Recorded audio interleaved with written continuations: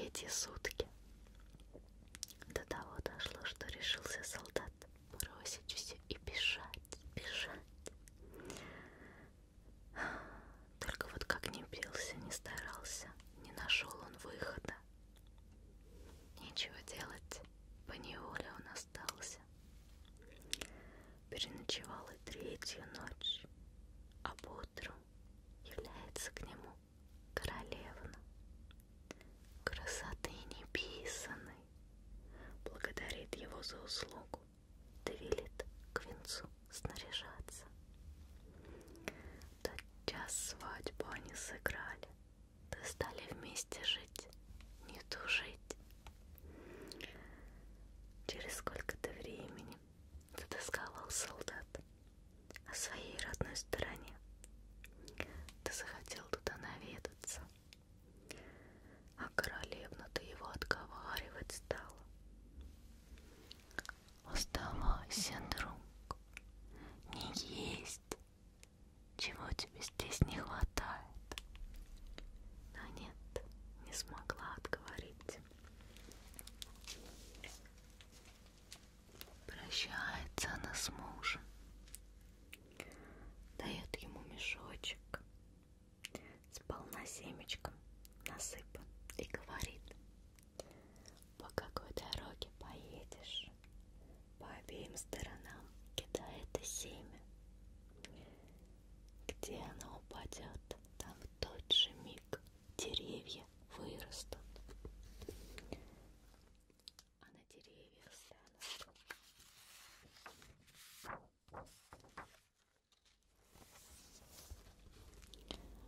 а на деревьях станут плоды красоваться, разные птицы песни петь, а заморские коты сказки сказывать. Сел наш добрый молодец на своего заслуженного коня, да поехал в дорогу, где не едет, по обеим сторонам семя бросает, а следом за ним леса подымаются, так и ползут до сырой земли. Едет день, едет другой, да увидал, в чистом поле караван стоит, а на травке, на муравке купцы сидят, в карты поигрывают, а возле них котел висит, хоть огня и нет под котлом, а варево ключом кипит. Эко диво! Огня не видать, а варево в котле так и бьется ключом. Пойду-ка я поближе гляну.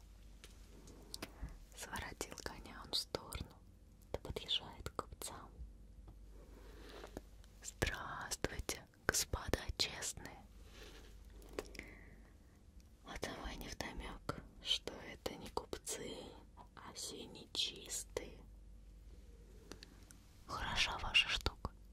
Котел да без огня кипит, да у меня-то лучше есть. Вынул он из мешка зернышко, да бросил на землю, и в ту же минуту выросло вековое дерево.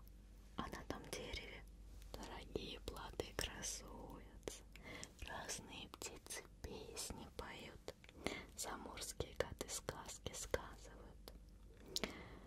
По той похвальбе узнали его нечистые. Ах, так ведь это же тот самый, что королевну избавил.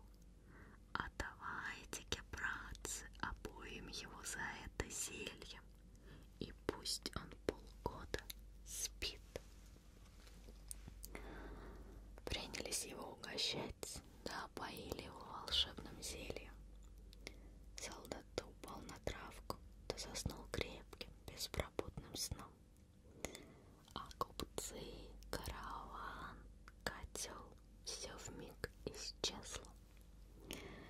Вскоре после этого вышла королевна в сад погулять. Смотрит, на всех деревьях стали верхушки сохнуть. Не к добру, не к добру это. Видно, с мужем что-то приключилось. 3 месяца прошло,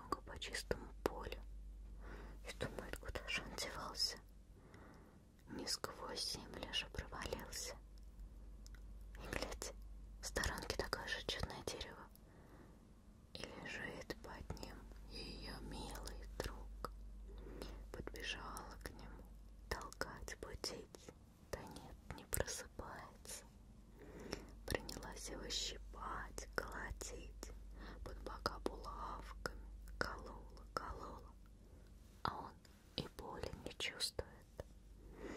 Точно мертвый лежит, не ворохнется. Рассердилась королевна и в сердцах проклятие промолвила: чтобы тебя, Соню негодного, буйным ветром подхватило, да в безвестные страны занесло. И только успела она молвить, как вдруг засвистали, зашумели ветра, и в один миг подхватила солдата буйным вихрем и унесло с глаз королевны. Поздно одумалась королевна, что сказала слово-то нехорошее. Заплакала она горькими слезами. Воротилась-то домой, да стала жить одна, одинехонька. А бедного солдата занесло вихрем далеко-далеко. За 3-9 земель, 30-е государство, да бросила на косе промеж 2 морей. Упала на самый узенький клинышек. Направо ли сонный оборотится, налево ли повернется, тотчас в море свалится. И поминай, как звали. Полгода проспал добрый молодец, ни пальцем не шевельнул, а как проснулся, вскочил и смотрит с обеих сторон волны, и конца не видать морю широкому. Стоит, да в раздумье себя спрашивает: да ж как я сюда попал? Кто же меня сюда затащил? Пошел он по косе, да вышел на остров.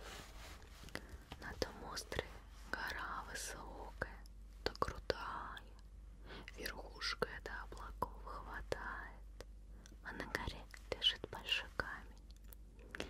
Подходит к той горе, да видит, 3 черта дерутся, кровь с них так и льется, клочья так и летят. Стойте, окаянный, за что вы деретесь?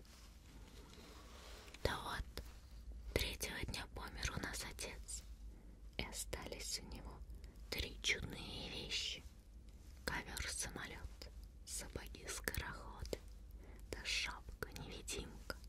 Так мы и поделить не можем. Эх вы, проклятые, из таких пустяков бой затеяли. Хотите, я вас разделю? Все будете довольны, никого не обижу. Земляк, ну раздели. Ладно, бегите скорее к сосновым лесам, наберите смолы по 100 пудов, донесите сюда. Черти бросились по сосновым лесам, набрали смолы 300 пудов, да принесли к солдату. А теперь притащите-ка из пекла самый большой котел. Черти ему притащили большущий костел, бочек 40 войдет, да сложили в него всю смолу. Солдат развел огонь, и как только смола растаяла, приказал чертям тащить котел на гору и поливать ее сверху донизу. Черти мигом все исполнили. Ну-ка, пихните теперь вон этот камень, и пусть он с горы катится, а вы 3 за ним вдогонку приударьте. Кто прежде всех догонит, тот и выбирай себе любую из 3 диковинок. Кто 2, выбирай из оставшихся 2. А затем последняя диковинка пусть достанется 3-му. Черти пихнули камень, то покатился он с горы, шибко-шибко. Бросились они вдогонку.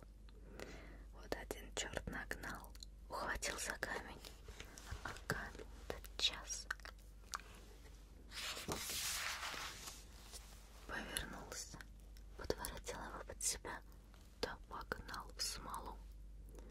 Нагнал его другой черт, а потом и третий, да с ними то же самое.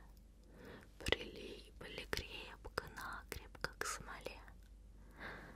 А солдатик-то наш взял подмышку сапоги-скороходы, шапку-невидимку, да сел на ковер-самолет и полетел искать свое царство.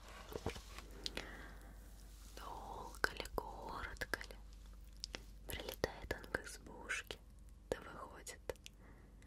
В избушке сидит баба-яга, костяная нога, старая, беззубая. Здравствуй, бабушка. Скажи-ка, как мне отыскать мою прекрасную королевну? Не знаю, голубчик, не знаю.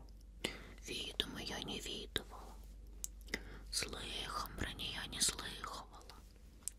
Ступай ты за столько морей, да за столько-то земель. Там живет моя средняя сестра. Она знает больше моего, может, тебе и подскажет.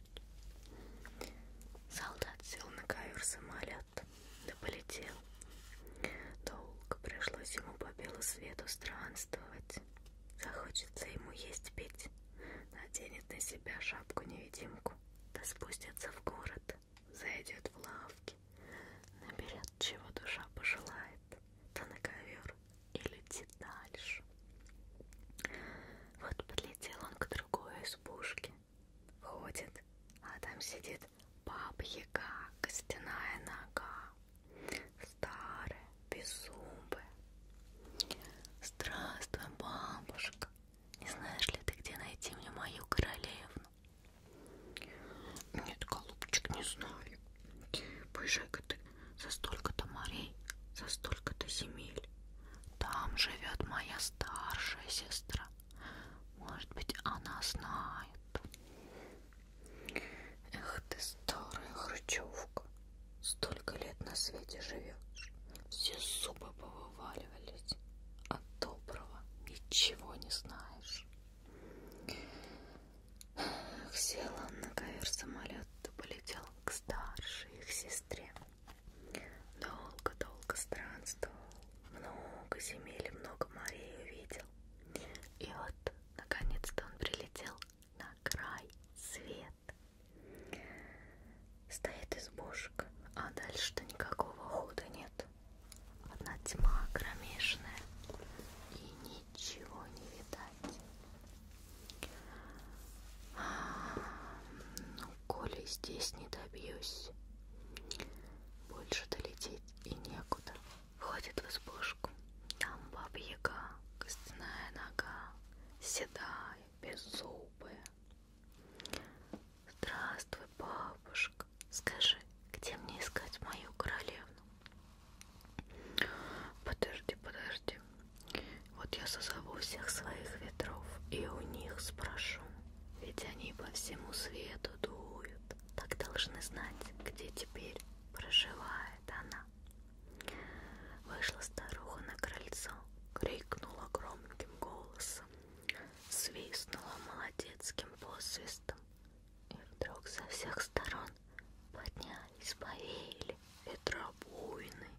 Только изба трясется. Тише, тише, говорит баба-яга. И как только собрались ветра, начала их спрашивать. Ветры мои буйные, по всему свету вы дуете. Не видали ли вы где прекрасную королевну? Нет, нигде не видали. Отвечали ветра в один голос. Да все ли вы на лицо? Все, только южного ветра нет. Немного погодя, прилетает и южный ветер, спрашивает и его старуха. Ты где пропадал до сих пор? Еле дождалась тебя. Виноват, бабушка. Зашел я в новое царство, где живет прекрасная королевна. теперь сватают ее разные цари, царевичи, короли, королевичи. А сколько далеко-то до нового царства? Пешему 30 лет идти, на крыльях 10 лет нестись, а я повею за 3 часа доставлю. Солдат-то начал слезами молить, чтобы южный ветер взял его, да донес новое царство.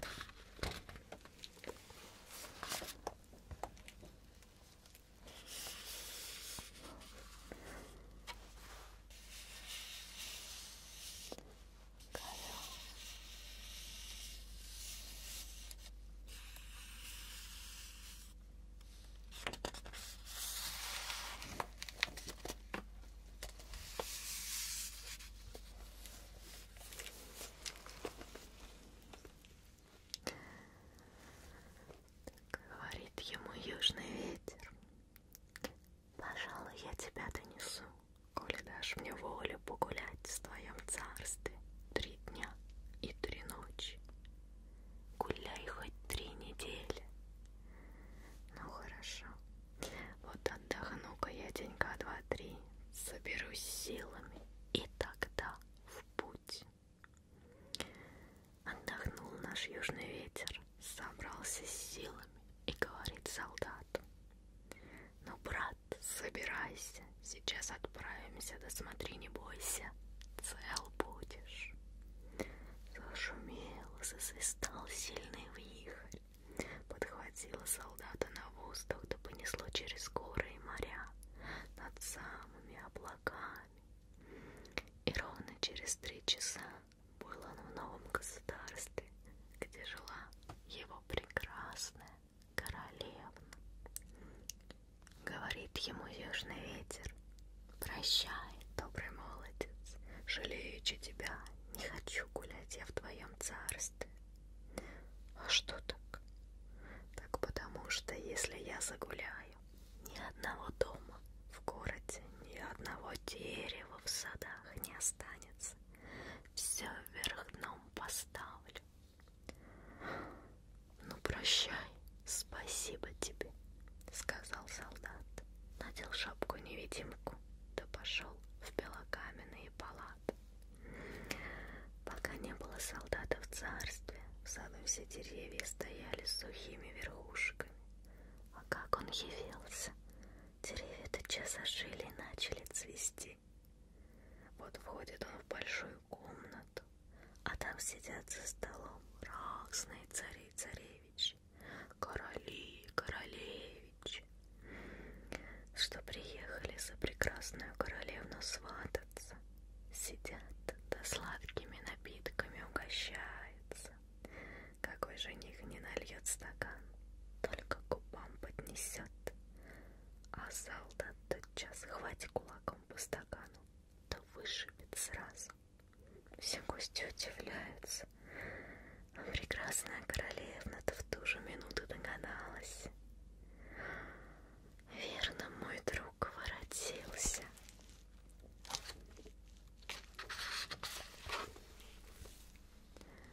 Посмотрела в окно, а в саду-то на деревьях все верхушки ожили.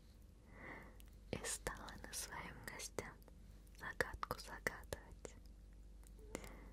Была у меня шкатулочка самодельная с золотым ключом, а ключ я тот потеряла, да найти не чаяла. А теперь тут ключ сам нашелся. Кто отгадает эту загадку, за того замуж пойду.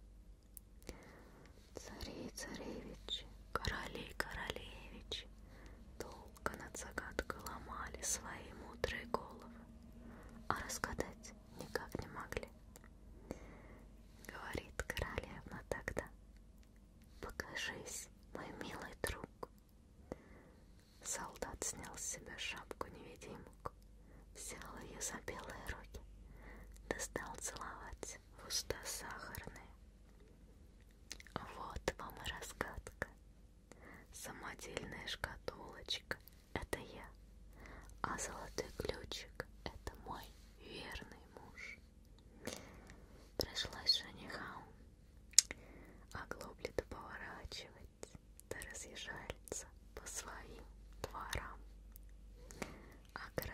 она стала со своим мужем жить-поживать, до добра наживать. Вот и сказки конец, а кто слушал, молодец. Довольно милая сказка. И можно сказать, будьте со своими словами аккуратней. Слово вылетит, его не поймаешь. Ветра унесут то, что дорого вам, а потом так много лет ждать, когда вернется. Будьте аккуратнее со словами, особенно к вашим близким, потому что это сказка, а в жизни порой бывает иначе. Спасибо всем, кто прослушал сказку. Надеюсь, вам было приятно. Не забывайте писать внизу, хотите ли вы возобновление рубрики со сказками.